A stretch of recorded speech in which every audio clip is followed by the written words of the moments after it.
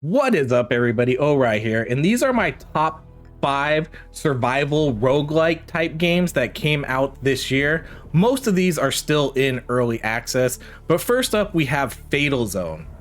Fatal Zone was a game I unfortunately didn't get a lot of time to play. However, it did really stand out to me with its unique permadeath feature.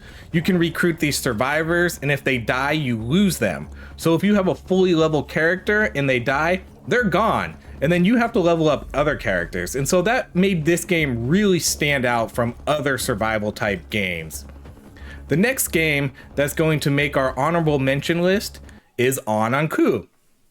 This game, I feel, went under the radar a little bit. Not a lot of people played it. It didn't get a lot of attention. But this game has 3 very unique classes and then 3 very unique maps. Each map plays a little bit differently, and it sort of has that don't starve gameplay loop where you're running around the map, you're collecting resources, you're crafting, you're killing, and you're trying to survive through the night or for a certain amount of time. And I just love the gameplay loop of this game, so I hope it gets more attention going forward. Coming in at number 5 and our first game on the list is God of Weapons.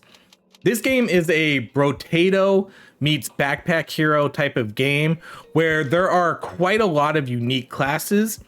Each of them has a subclass, and then there are a lot of items, weapons, defensive items, and just a vast array of all kinds of things that you can unlock through achievements and challenges.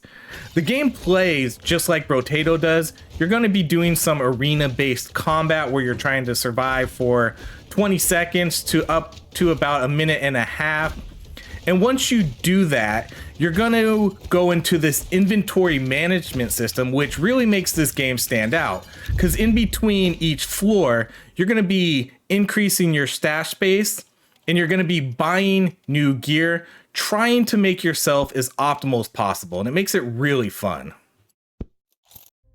Number 4 on the list is Greedland. When this game came out, I believe this was probably the most content heavy game. And while a lot of this game is grind heavy, I still don't think that took away from what this game was.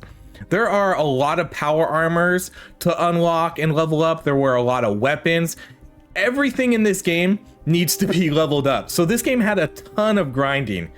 But the gameplay loop itself was so fun that it didn't really matter, because there was armor, there was weapons, there was equipment. There's even a full mod system where you can customize your characters how you want them to play. The gameplay loop is similar to any other roguelike survival you played. You're going to be running around the map, killing things, leveling up your abilities. And there's 3 distinct maps for this game too, which all have different enemies, and it adds a lot of variety to this game. So this is why this game makes number 4 on my list.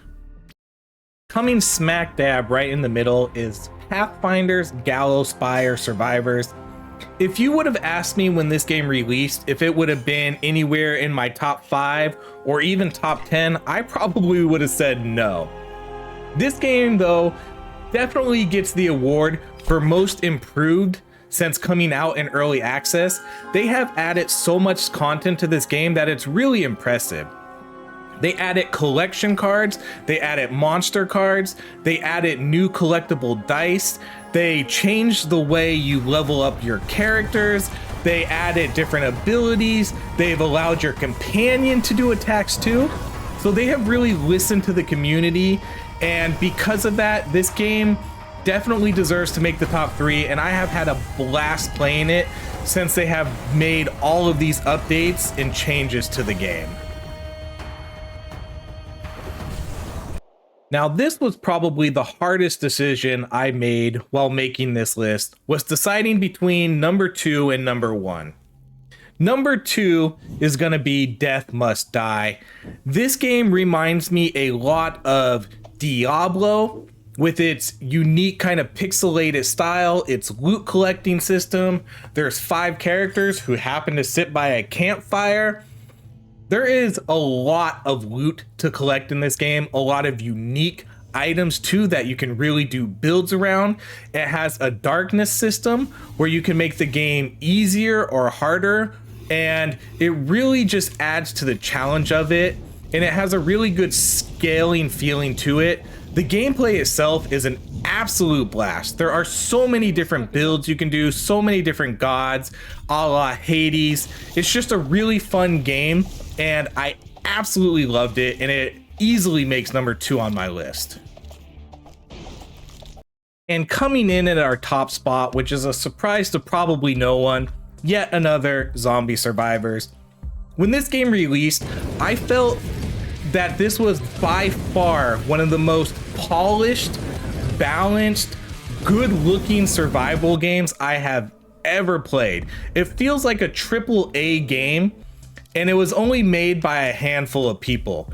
There are 6 unique classes, and as you just saw, there is the Pyro class, which is currently on public beta, which will be released soon. When this game reaches its full 1.0 release in 2024, I think this is going to single-handedly be the best survivor roguelike game on the market. Go check it out right now because this game is amazing.